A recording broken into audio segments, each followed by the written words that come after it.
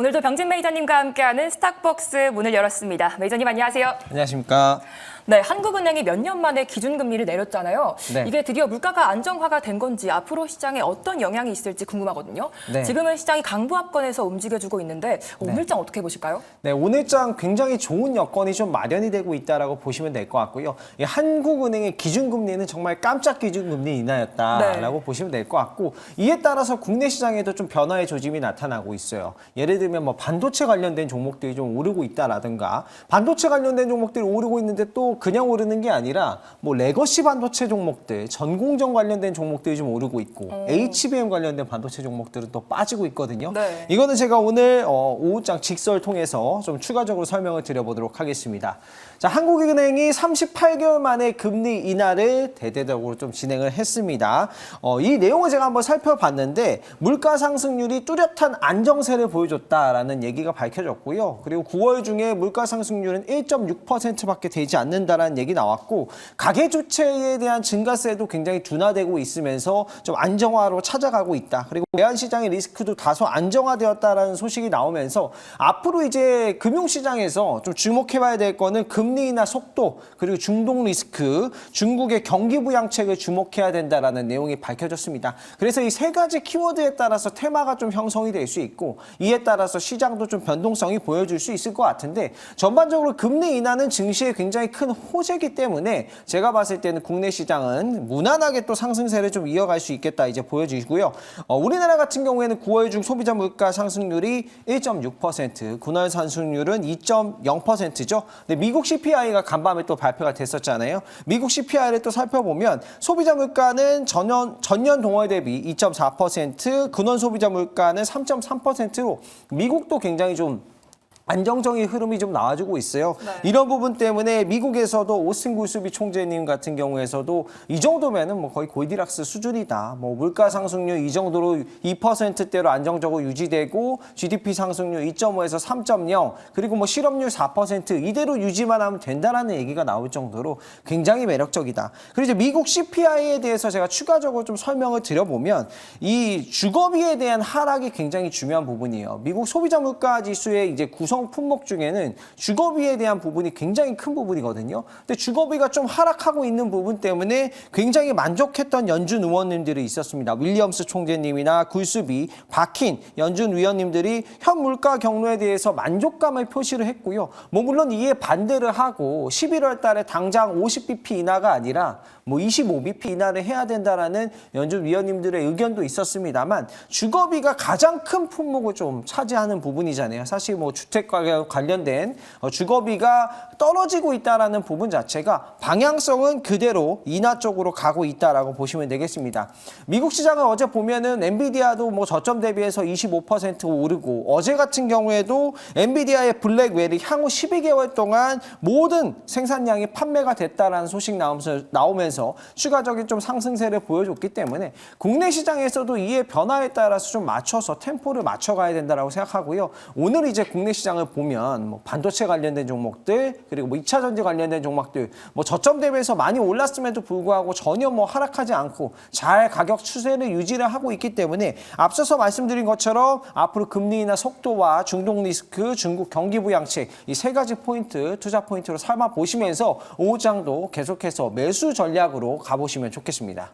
네, 앞으로 금리 인하나 중동 리스크 등 외환 시장에도 주목해봐야 될 것 같습니다. 오늘도 개별 종목들을 중심으로 수급이 빠르게 변하고 있는데요. 그중에서 눈에 띄는 종목들이 좀 있는지 오늘의 수급 특징주 들어보도록 할게요. 네, 오늘 수급 특징주 한 종목 ABL바이오 소개를 해보도록 하겠습니다.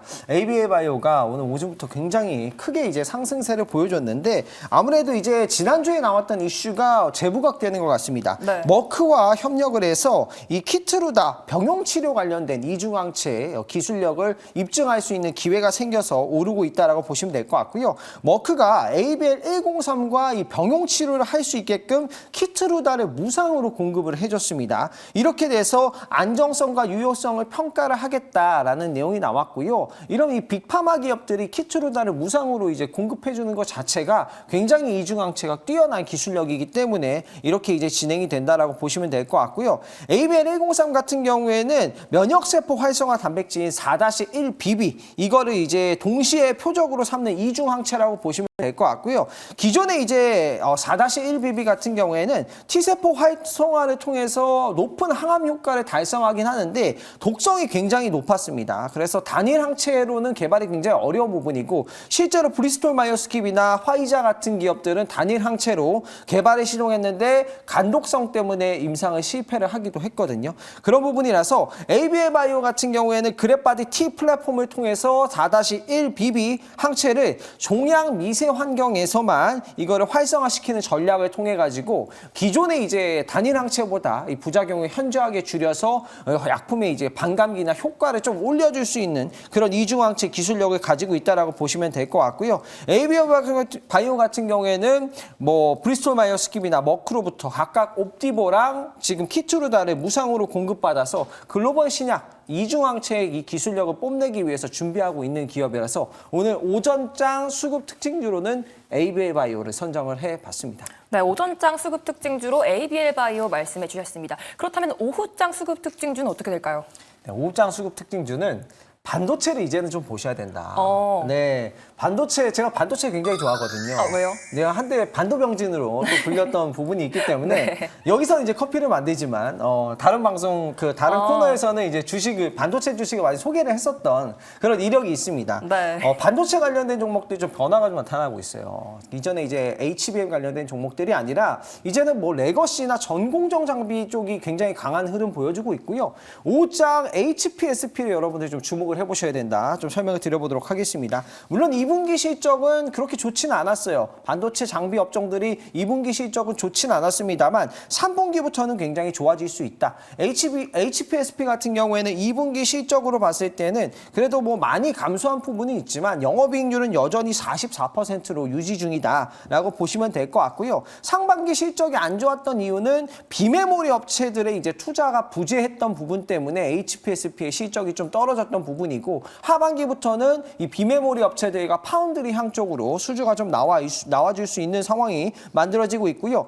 지금 해외 메모리 고객사의 디램 선단 공정 투자 계속해서 좀 이어지고 있고 3분기부터 이게 이제 수소 어닐링 장비, 고압 수소 어닐링 장비가 매출 인식이 본격화될 거예요. 그래서 2분기보다는 3분기 실적을 훨씬 더 기대를 해볼 수 있겠다 보시면 될 것 같고요. 오늘 반도체 장비 관련된 종목들 HPSP뿐만 아니라 뭐 원익 IPS라든가 뭐 다양한 반도체 전공정 장비 쪽 위주로 좀 상승세가 나오고 있다라고 보시면 될 것 같고요.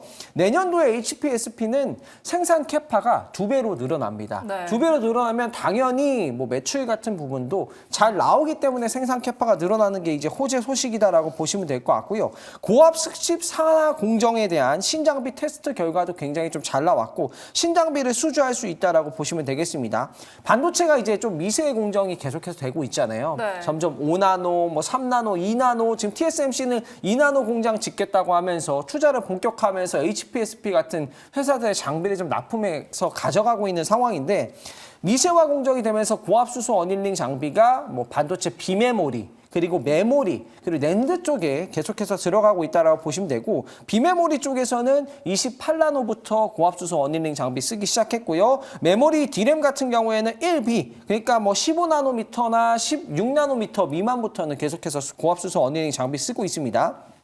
낸드 같은 경우에는 300단대부터 본격적으로 고압수소 어닐링 장비가 들어가고 있기 때문에 이게 향후에는 거의 플랫폼이라고 보시면 될 것 같아요. 그래서 이 반도체 수요를 올려줄 수 있는 플랫폼이고 지금 매출이 3분기에 좀 잘 나올 수 있는 부분이 TSMC가 2나노 공정에서 뭐 선점을 하기 위해서 R&D 투자를 굉장히 늘려가고 있다라고 보시면 될 것 같고요. 미국 애리조나의 팹 1공장 가동을 최근 진행을 했다라는 소식이 들려왔습니다. 그리고 2공장과 3공장을 착공 진행 중인데 거기에서 이제 착공이 들어갈 때 이제 반도체 장비주들의 수주가 좀 이어질 수 있겠다라고 보시면 될 것 같고 대만 그리고 일본의 신규 팹을 증설하겠다고 상반기에 밝혔던 부분은 2025년도에 증설이 될 거기 때문에 반도체 장비주들도 이제부터 눈여겨보시면 되겠습니다. 반도체 말씀해 주셨는데 반도체 반등이 좀 나아질 수 있을까요? 저는 반도체 반등 지금은 충분히 나와줄 수 있다라고 보시면 될 것 같고요. 네. 지금 뭐 바닥권 바닥권도 너무 바닥권이다. 뭐 저점이 지금 고점 대비해서 한 50% 정도, 40~50% 하락한 상황에서 반등을 하고 있기 때문에 충분히 좀 반등을 보여줄 수 있다라고 보시면 될 것 같고, 이렇게 보시면 좀 이해하기 쉬우실 것 같아요. 반도체 업종을 제외를 하면 다른 업종은 뭐 코스피 지수로 치면 2,800선 수준이다라고 보시면 될 것 같고, 반도체만 안 올랐다라고 보시면 되겠습니다. 네, 알겠습니다. 네. 네, 알겠습니다. 수급 특징주 잘 들어봤고요. 한 주의 마지막도 이제 퀴즈 이벤트를 빼놓을 수 없는데요. 먼저 어제 퀴즈 정답은 티웨이 항공이었고요. 당첨자분들은 화면 하단에 자막 통해서 확인해 주시면 되겠습니다. 그렇다면 오늘의 퀴즈 문제는 뭘까요? 네, 삼성그룹에 속해 있는 2차 전지 전고체를 개발하겠다고 했던 기업의 이름이 있습니다. 네, 오늘 뭐 힌트를 하나 더 드리자면 주가가 양봉을 좀 달려주고 있어요. 네. 뭐 2차 전지하면 떠오르는 그 양대 산맥 같은 종목들이 있거든요. 네. 뭐 엘사 그리고 뭐 삼성그룹에 속해 있는 회사라고 힌트를 드렸으니까 삼성그룹에 속해 있는 회사 이 두 회사가 있는데 네. 한 종목은 좀 빠지고 있고 한 종목은 오르고 있어서 오늘은 오르고 있는 이 전고체 개발을 밝힌 회사 이 종목을 퀴즈로 내보도록 하겠습니다. 네, 알겠습니다. 앞으로 실적 반등이 기대되는 종목이죠. 과연 어디일지 오늘도 샵 2034로 많은 참여 부탁드리도록 하겠습니다. 그렇다면 이제 오늘도 이전 종목들 수익을 한번 확인해 보도록 할게요.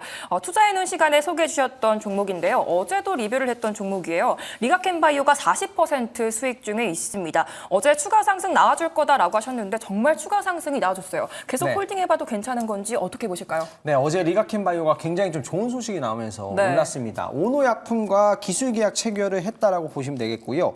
지금 기술계약 규모가 거의 7억 달러, 하나로 한 9,400억 정도 된다라고 보시면 될 것 같고요. 초기 마일스톤 포함해서 기술 이전 계약을 했고 ADC 개발 플랫폼이 이제 앞으로 더 매출이 잘 나올 수 있는 상황이 됐다. 확실히 이제 리가켄바이오는 ADC 플랫폼 쪽에서는 베스트 인 클래스다라고 보시면 될 것 같고요. 계속해서 기술 이전 소식이 나와주고 있는 기업이기 때문에 주목해서 보셔야 되고, 이번에 이제 기술을 이전을 한 거는 LCB97이라는 이 약품을 기술 이전을 했고요. 리가켄바이오의 ADC 플랫폼이 굉장히 매력적입니다. 컨주얼이라는 플랫폼인데 이게 이제 ADC 플랫폼에서 어떤 강점을 보여주냐면 페이로드를 계속해서 바꿀 수 있어요. 그러니까 뭐 항체 약물 접합체를 예를 들면 항체에다가 독성 물질이 있는 약을 이렇게 부착해서 항암을 딱 암에 표적해서 공격을 한다라고 보시면 되는데, 페이로드는 이 약품을 계속 바꾼다라고 보시면 돼요. 그래서 이 약품을 뭐 예를 들어서 DNA를 없애준다라거나 뭐 아니면 혈관을 뭐 축소를 시킨다거나 이런 약품을 계속해서 바꿔가지고 공격을 할 수 있기 때문에 이 컨주얼 플랫폼이 굉장히 주목을 받고 있다라고 보시면 될 것 같고, 이렇게 이제 페이로드를 바꿔주는 계약을 통해 가지고 하면 지금 기술 이전 계약보다 훨씬 더 조금 더 커지는 그런 계약 효과를 내볼 수 있고요. 향후에는 이 페이로드를 바꿈에 따라서 로열티라든가 뭐 기술 이전 추가적인 계약금까지 늘어날 수 있는 상황이다라고 보시면 되겠습니다. 그래서 다양한 암종을 적용할 수 있기 때문에 예를 들면 뭐 유방암이라든가 뭐 비소세포 폐암 이런 쪽을 다양한 암종을 적용할 수 있다라는 건 블록버스터가 될 수 있다라는 거예요. 비소세포 폐암만 뭐 글로벌 시장이 뭐 하나로 39조거든요. 연매출 기준에서. 그래서 거기에서 한 5에서 10%만 달성하더라도 한 1년에 매출이 거의 3, 4조가 나올 수 있는 그런 기업이 될 수 있는 부분이고, 뭐 거기뿐만 아니라 비소세포뿐만 아니라 뭐 유방암이라든가 방광암에도 이제 사용이 가능하다면 엄청난 블록버스터 의약품 만들 수 있는 기업이 될 수 있는 부분이기 때문에 리가켄바이오 주목해 보시면 되겠습니다. 네, 알겠습니다. 리가켄바이오 잘 들어봤고요. 이제 오늘의 원샷 스페셜 종목 시간입니다. 오늘은 어떤 종목에 좀 눈여겨보면 좋을까요? 네, 오늘 눈여겨볼 종목 반도체를 얘기했으니까 네. 반도체를 한번 가보겠습니다. 역시 반도체. 네, 이오테크닉스 한번 소개를 해보도록 하겠습니다. 이오테크닉스 같은 경우에는 레이저 관련된 장비를 뭐 반도체 쪽에서 다 하고 있는 기업이라고 보시면 될 것 같고요. 굉장히 이제 매력적인 게 앞으로 이제 뭐 AI 반도체 쪽에서도 수혜를 볼 수 있고요. 그리고 기존의 레거시 반도체 향으로도 장비 수요가 늘어나고 있다라고 보시면 되겠습니다. 레이저 마커 같은 수요도 좀 하반기부터 3분기부터는 늘어날 거라고 보시면 될 것 같고요. 동사에 이제 그루빙 장비라고 있습니다. 그루빙 장비가 이제 대만의 오사트 업체들 위주로 꾸준하게 수주가 발생하고 있는데 지금 TSMC가 굉장히 가파른 증설을 하고 있는 부분에서 매출이 추가적으로 하반기에 더 나올 수 있는 부분이라고 보시면 될 것 같고요. 경쟁사 대비해서 레이저 조사 속도가 훨씬 더 빠른 피코초의 레이저 펄스 장비를 보유하고 있기 때문에 수주 경쟁력이 충분히 있다라고 보시면 될 것 같고, 스텔스 다이싱 같은 경우에는 최근에 이제 고객사로부터 인증을 받고 이제 출하를 하반기부터 앞두고 있는 상황이다라고 보시면 될 것 같습니다. 그래서 스텔스 다이싱은 2분기에 수주가 된 게 3분기부터 실적이 반영이 되기 때문에 3분기 실적을 기대해 보시면 될 것 같고요. 내년부터는 이 이오테크닉스의 그루빙 장비가 HBM4에 적용이 되기 시작하면서 HBM 관련된 종목으로도 또 부각이 될 수 있고요. UV 관련된 드릴 관련된 장비들도 글라스 기판에서도 나중에는 충분히 상용화가 될 수 있기 때문에 오늘은 이오테크닉스 뽑아보도록 하고요. 매수 가격은 17만 5천 원, 목표 가격은 20만 원, 손절가는 14만 원 잡도록 하겠습니다. 네, 이오테크닉스 목표가 20만 원, 손절가 14만 원 제시해 주셨습니다. 그렇다면 두 번째 원샷 스페셜 종목은 어떤 종목일까요? 두 번째는 2차 전지로 한번 가보도록 하겠습니다. 지금 네. 뭐 다들 보셨을 거예요. 로보택시 행사가 그쵸. 또 저도 보다가 왔는데 잘 성황리에 이제 진행이 되고 있고 자율주행 관련된 종목들이 안 오를 줄 알았는데 오르더라고요. 네. 그래서 계속해서 좀 상승세를 보이고 있으니까 이제는 2차 전지 좀 한번 봐야 된다 생각하고요. 대주전자재료를 한번 가지고 왔습니다. 대주전자재료 같은 경우에는 실리콘 음극재를 만드는 기업이라고 보시면 될 것 같고요. 지금 전 세계 유일하다 보시면 되겠습니다. 테슬라가 4680 배터리에서 모두 이제 실리콘 음극재를 탑재하겠다라고 밝힌 부분이고, LG에너지솔루션이 12월부터 양산에 들어간다라고 하는데 이 대주전자재료에 실리콘 음극재가 탑재가 된다라고 보시면 되겠습니다. 기존에는 이제 대주전자재료에 실리콘 음극재가 뭐 포르쉐 타이칸이나 뭐 아우디 이트론 같은 이런 고급 차종에 많이 들어갔는데, 이제는 뭐 기아의 이제 보급형 자동차에도 본격화되면서 탑재가 되고, 뭐 사이버 트럭이라든가 뭐 모델 3 쪽에도 탑재가 되면서 매출이 이제 본격적으로 성장할 수 있는 부분이고요. 매출 성장률이 전사로 봤을 땐 60%인데 뭐 실리콘 음극재만 보면은 거의 90% 넘는 매출 성장률을 보여주고 있는 그런 부분이다라고 보시면 될 것 같고요. 이 소재 쪽에서는 굉장히 실리콘 음극재가 많이 탑재가 될 수 있는 게, 2차 전지 쪽에서 실리콘 음극재를 사면 배터리 용량은 늘어나는데 배터리 가격은 크게 늘어나지 않습니다. 배터리 가격은 5% 미만으로 증가하는 부분이기 때문에 지금 다양한 글로벌 고객사들이 주문을 넣고 있는 부분이고요. 앞으로 현대차, 제네시스, 스텔란티스, 테슬라 다양한 중저가 모델을 출시하게 되면서 생산 캐파 계속해서 올라가면서 점유 올라갈 수 있는 종목이 대주전자라고 보시면 좋을 것 같고요. 그리고 이 기술력으로 봤을 때는 이 실리콘 음극재는 부피 팽창이 생길 수가 있기 때문에 굉장히 균일도 있게 만드는 기술력이 굉장히 중요한데, 이 기술을 대주전자재료가 하고 있고 글로벌 고객사에 납품했던 레퍼런스가 있기 때문에 충분히 앞으로 성장할 수 있는 기업으로 선정했고요. 매수 가격은 11만 8,800원 잡겠습니다. 목표 가격은 14만 8,000원, 손절가는 9만 원 잡도록 하겠습니다. 네, 오늘 테슬라 로보택시가 공개됐죠. 그 훈풍을 이어갈 수 있을지 대주전자재료까지 잘 들어봤습니다. 한 주의 마지막까지 수고 많으셨는데요. 저희가 준비한 내용은 여기까지입니다. 계속해서 투자해놓은 시간이 이어지니까요. 매수해놓은 종목들까지 챙겨가시기 바랄게요. 매니저님 감사합니다. 감사합니다.